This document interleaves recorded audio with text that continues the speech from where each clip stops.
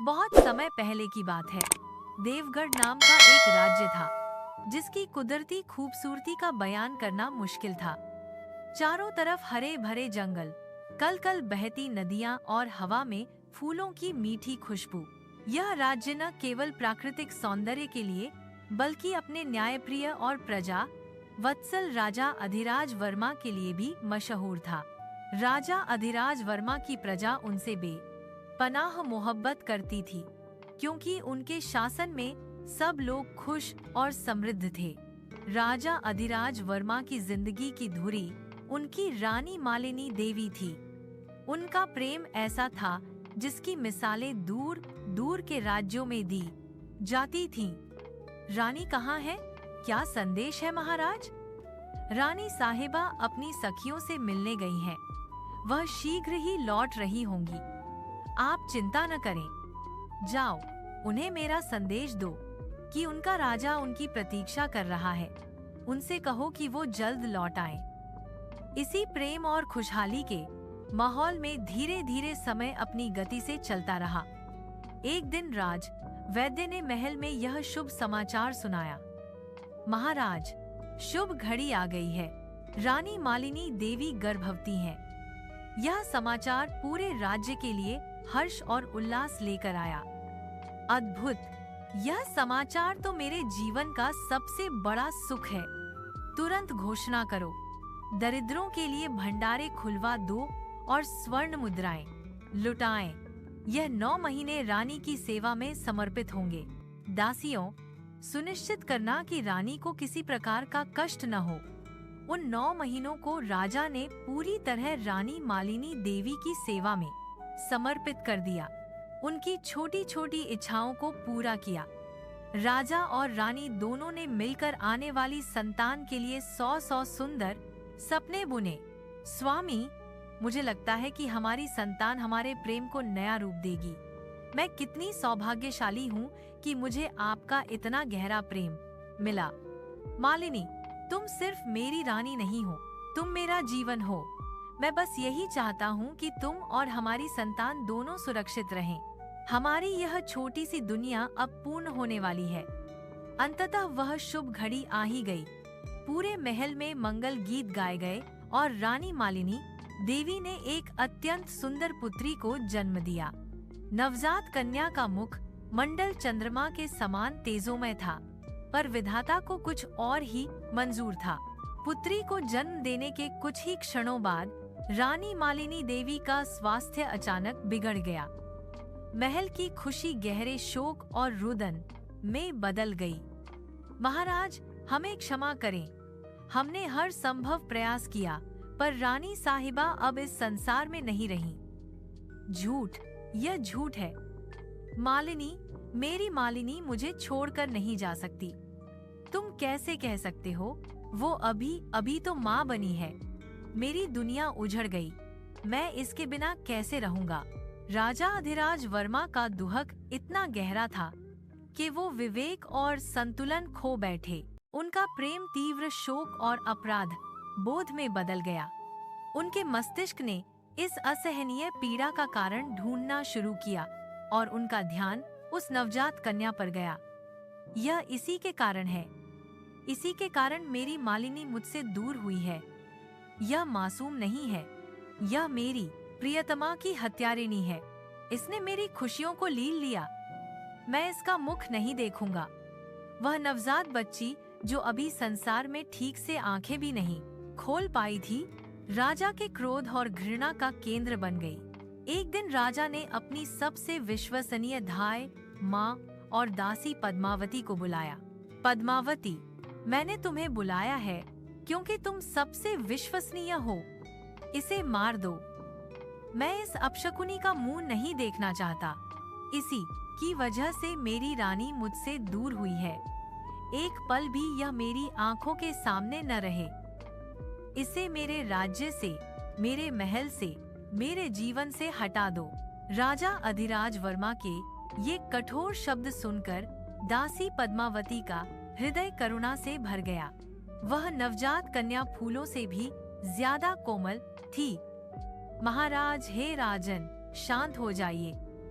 आप इतना बहा अधर्म मत कीजिए। यह बच्ची मासूम है, इसका क्या दोष?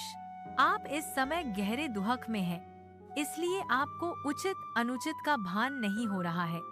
सोचिए, यह बच्ची माँ के जाने का गम आपको देने नहीं आई है, बल्कि आपकी वंश बैल को आगे बढ़ाने आई है। अगर आप इसे मार देंगे तो आपके सिर पर एक अबोध की हत्या का पाप लगेगा, जिससे आपकी आत्मा कभी शांत नहीं होगी। रानी मालिनी देवी की आत्मा भी यह देखकर प्रसन्न नहीं होगी। महाराज, मैं इसे मार नहीं सकती, मुझे आज्ञा दीजिए। मैं इस राजकुमारी को पालूंगी, यह इस महल में रहेगी, पर मैं इसे आपकी दृष्टि से दूर रखूंगी। आप इस बच्ची के जीवन पर इतना बड़ा अन्याय मत कीजिए। पद्मावती के ये मार्मिक शब्द और उनके विवेकपूर्ण तर्क सुनकर राजा का क्रोध कुछ शांत हुआ। उन्होंने अनिच्छा से सिर हिलाया। ठीक है पद्मावती, मैं तुम्हारी निष्ठा का सम्मान करता हूँ। तुम इसे पालो, पर इसे मेरी आँखों से दूर रखना, और इसका नाम आज से विधिका होगा। यह इस महल के लिए और मेरे जीवन के लिए सिर्फ दुहक और अपशगुन लेकर आई है। राजा द्वारा त्याग दी गई, पर दासी पद्मावती द्वारा अपनाई गई राजकुमारी विधिका का पालन पोषण शुरू हुआ। पद्मावती ने उसे अपनी बेटी की तरह पाला। विधिका महल में रहती थी, लेकिन उसे किसी भी राजकुमारी जैसा सुख, सुविधा या सम्मान प्राप्त नहीं था। राजा अधिराज वर्मा ने उसे पूरी तरह भुला दिया था। महल में उसका जीवन एक नौकर की बेटी जैसा था। बचपन से ही उसे कठोर परिश्रम और सहनशीलता सिखाई गई। वह दिन भर महल के छोटे मोटे काम करती। ओ विधिका, यह क्या कर रही हो? यह फर्श अभी भी साफ नहीं हुआ। तुम तो सचमुच एक दुर्भाग्य लक्ष्मी लड़की हो। जल्दी काम खत्म करो। जी, मैं अभी करती हूँ, मुझे गलती हो गई। राजा अधिराज वर्मा की दुत्कार और तिरस्कार तो उसका रोज का हिस्सा बन गया था। विधिका अपनी नियति को चुपचाप स्वीकार कर चुकी थी। वह स्वभाव से शांत और सहनशीलता में बदल गई थी। कुछ समय बाद राजा के मंत्रियों और हितैषियों ने उन्हें पुनर्विवाह की सलाह दी। महाराज, अब शोक का समय समाप्त हो चुका है। राज्य की स्थिरता और भविष्य वंश के लिए आपको पुनर्विवाह कर लेना चाहिए। यह राज्य के हित में है। मैं समझ गया। ठीक है, तुम योग्य कन्या की तलाश करो। राजा का विवाह एक पड़ोसी राज्य की अत्यंत सुंदर और सुशील कन्या कामिनी देवी से हुआ। रानी कामिनी महल में आई और राजा को उनसे भी गहरा प्रेम हो गया। वह रानी मालिनी देवी की यादों से कुछ हद तक बाहर आ गए। स्वामी, मैं आपके गम को समझती हूँ, पर अब आपको अपनी जिंदगी फिर से खुशियों से भरनी होगी। मैं आपके हर सुख दुख में आपके साथ हूँ। रानी कामिनी, तुम मेरी जिंदगी में नई आशा लेकर आई हो। तुम्हारे आगमन से महल में फिर से खुशियाँ लौट आई हैं। समय अपनी गति से चलता रहा और रानी कामिनी ने भी एक पुत्री को जन्म दिया। इस बार राजा की खुशी का कोई ठिकाना नहीं था, क्योंकि संतान के जन्म के बाद माँ सुरक्षित थी। राजा ने इस दूसरी पुत्री को सौभाग्य का प्रतिबिंब माना। यह सचमुच मेरे लिए सौभाग्य लेकर आई है। इस बार कोई अपशगुन नहीं हुआ। विधिका का जीवन अभी भी माहौल के हिसाब से कठिन था। ओ विधिका, ये कपड़े तुम्हारे लिए हैं, बस यही पहनो। विधिका, जो पुरानी और साधारण दासी के कपड़ों में रहती थी, उसका जीवन एक नौकरानी जैसा था। उसे केवल दासी पद्मावती का प्रेम और सहारा मिला। विधिका का हृदय धीरे धीरे वैराग्य और ईश्वर भक्ति की ओर झुक गया। एक दिन राजकुमारी विधिका महल के पीछे वाले बाग की सफाई कर रही थी। तब उसने महल की सीमा से बाहर एक शांत और पवित्र स्थान पर कुछ साधु महात्माओं को इकट्ठा देखा। वहां भजन कीर्तन की मधुर ध्वनि आ रही थी। बीच में एक तेजस्वी संत प्रवचन दे रहे थे। वह और कोई नहीं बल्कि संत रघुनाथ जी थे। विधिका के हृदय में अद्भुत शांति जगी। वह तुरंत अपना काम छोड़कर छुपकर उस सभा में गई और एक कोने में बैठकर संत रघुनाथ जी के भजन कीर्तन और प्रवचन सुनने लगी। संत रघुनाथ जी अपने दोहों और वचन के माध्यम से संसार की नश्वरता, ईश्वर की एकता और कर्म की महत्ता का उपदेश दे रहे थे। विदिका ने अपनी जिंदगी में पहली बार इतनी शांति और संतोष महसूस की। यह कैसे अद्भुत ज्ञान है। यह संसार का सुख सब पलभंगुर है, असली धन तो आंतरिक शांति और सत्कर्मों में है। अब तो यह उसका नित्य कर्म बन गया। वह रोज एक काम से समय निकालकर उस मठ के पास जाती।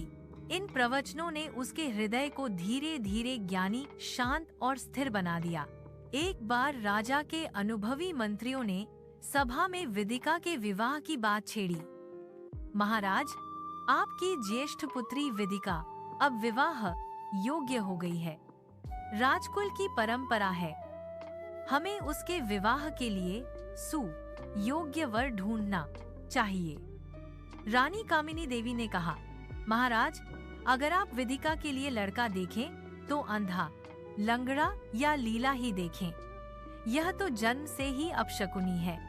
इसके कारण हमारी प्रिय रानी मालिनी देवी हमें छोड़कर चली गई।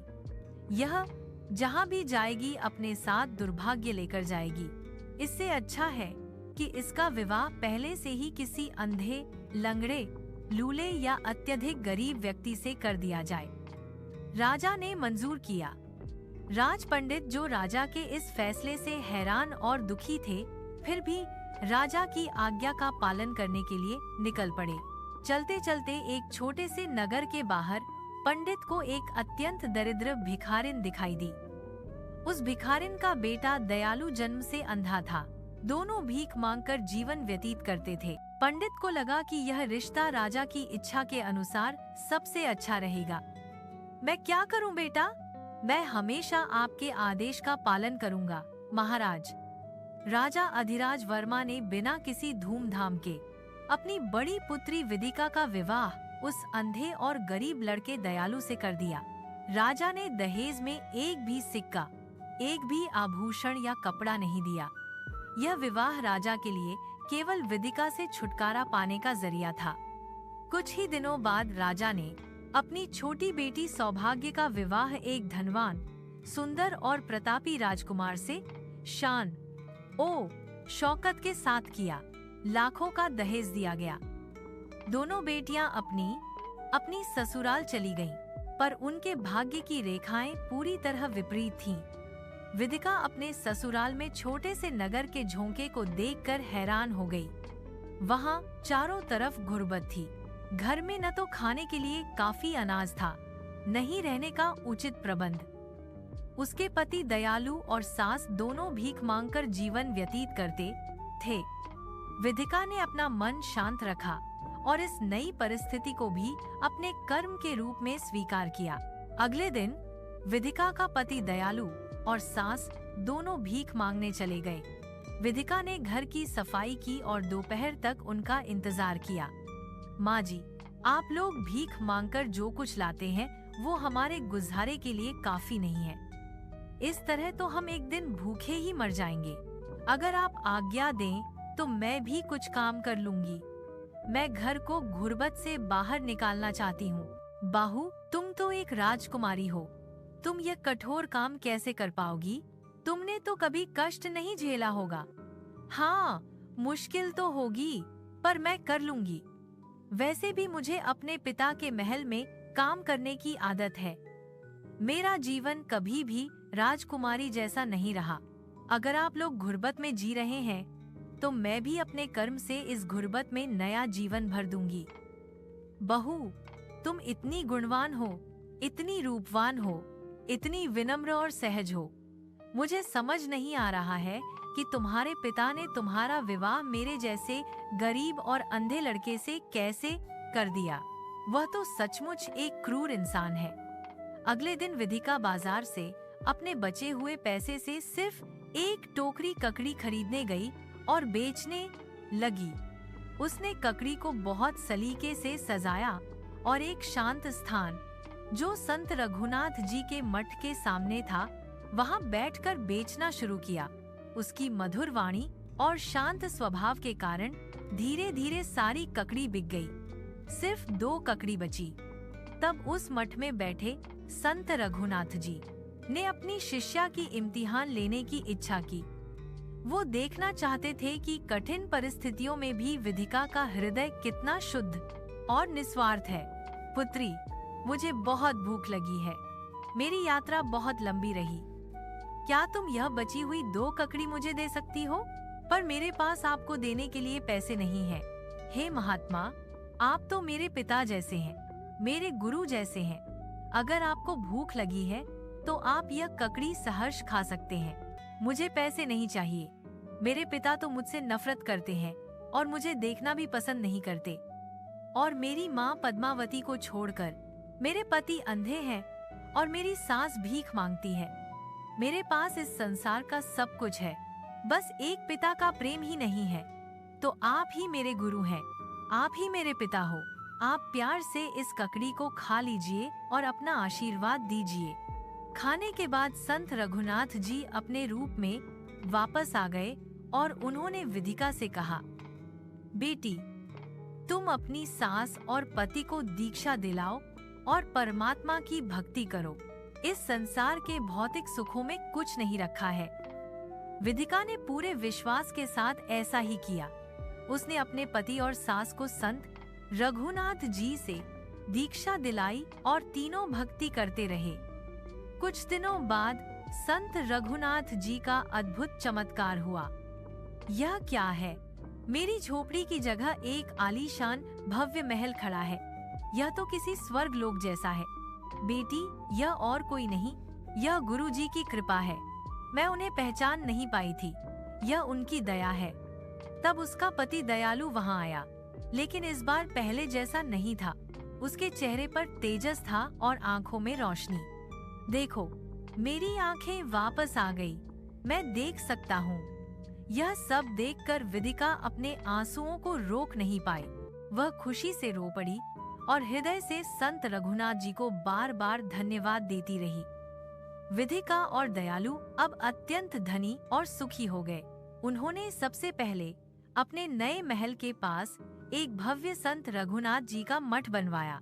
अब वह हर रोज वहां भजन कीर्तन करते, साधु संत को भोजन करवाते और गरीब और असहाय लोगों की मदद करते। उनका जीवन अब पूरी तरह सेवा और भक्ति में समर्पित हो गया। इस दौरान राजा अधिराज वर्मा अपने राज्य में धीरे धीरे गरीब और कमजोर होते जा रहे। रानी कामिनी देवी के अपशगुन, राजा के अहंकार और विधिका के प्रति किए गए अन्याय के कारण उनके राज्य से समृद्धि दूर हो रही थी। उन्हें राजकाज में लगातार घाटा हो रहा था और उनके कोष खाली हो रहे थे। जब राजा को गुप्तचरों से पता चला कि उनकी त्यागी हुई बेटी विधिका अब धनी हो गई है और एक रानी की तरह आलीशान महल में रह रही है, तो उन्हें अपनी भयानक गलती का एहसास हुआ। ओह, मैं कितना मूर्ख था। मेरी यह बेटी तो सौभाग्यशाली थी। मैंने ही अपने शोक और क्रोध में उसे विधिका समझ लिया और उसका विवाह एक अंधे भिखारी से कर दिया। मैंने अपनी ही पुत्री के साथ कितना अन्याय किया। इस बीच विधिका का पति दयालु ने कहा, प्रिया, हमने संत रघुनाथ जी का मठ बनवाया है, तो हमें अपने ससुराल को निमंत्रण देना चाहिए। राजा अधिराज वर्मा को हमें आदर से बुलाना चाहिए। राजा, बेटा, तुम कौन हो? किस राज्य से आए हो? दयालु, महाराज, मैं वही अंधा और गरीब हूँ जिसके साथ आपने अपनी ज्येष्ठ पुत्री विधिका का विवाह किया था। राजा को अपने दामाद को इस शाही रूप में देखकर बहुत शर्मिंदगी महसूस हुई। उनकी आंखें झुक गईं और तुरंत दयालु से क्षमा मांगी।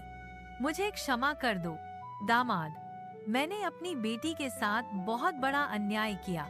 विधिका की छोटी बहन सौभाग्य अपने पति के घर गई थी और बहुत गरीब हो गई थी। उसके पति का धन धान्य नष्ट हो गया था। उसकी सास उसे ताने देती थी। इन सब से परेशान होकर वह अपने पिता के घर वापस आ गई। पिताजी, मेरे घर में सब बर्बाद हो गया। मेरी सास कहती है कि तुम्हारे आने से सब बर्बाद हो गया। मैं क्या करूं? मेरा जीवन दुहक से भर गया। राजा ने अपनी बड़ी बेटी की गहरी शिक्षा के अनुसार कहा, बहन सौभाग्य, तुम मेरी बात ध्यान से सुनो। जीवन में कोई भी व्यक्ति जन्म से विधि का नहीं होता और कोई जन्म से सौभाग्यशाली नहीं होता। यह सब हमारे कर्म और भावनाओं पर निर्भर करता है। तुम भी संत रघुनाथ जी की शरण में चलो, उनके भजन सुनो, दान दक्षिणा दो, गरीबों की मदद करो। तुम यह सब सच्चे हृदय से करोगी तो अवश्य ही तुम पर संत रघुनाथ जी की कृपा होगी। देखो, आज जो कष्ट तुम्हारे साथ आया है वह तुम्हारे अंदर के अहंकार और तिरस्कार के कारण आया है। मैंने भी बहुत कष्ट सहा, पर मैंने सेवा और निस्वार्थता को अपनाया। अगर तुम्हारा कर्म अच्छा रहेगा और तुम्हारी भावना शुद्ध रहेगी तो तुम्हारे घर में सुख और समृद्धि आएगी। तुम ईर्ष्या और द्वेष को छोड़कर संतोष और सेवा को अपनाओ। अपनी बड़ी बेटी की यह गहरी शिक्षा राजा अधिराज वर्मा के लिए भी एक बहुत बड़ी सीख बन गई। उन्होंने भी अपने दामाद दयालु और बेटी विधिका से संत रघुनाथ जी के भक्ति के मार्ग को अपनाया। फिर सौभाग्य ने भी अपनी बहन की बात ध्यान में रखी और संत रघुनाथ जी के वचन का पालन करना शुरू किया। धीरे धीरे वह भी पुनः धनी हो गई और उसके घर में खुशहाली वापस आ गई। संत रघुनाथ जी की कृपा से राजा अधिराज वर्मा, रानी कामिनी देवी, विधिका, दयालु और सौभाग्य सब लोग फिर से धनी, सुखी और भक्तिमय जीवन जीने लगे।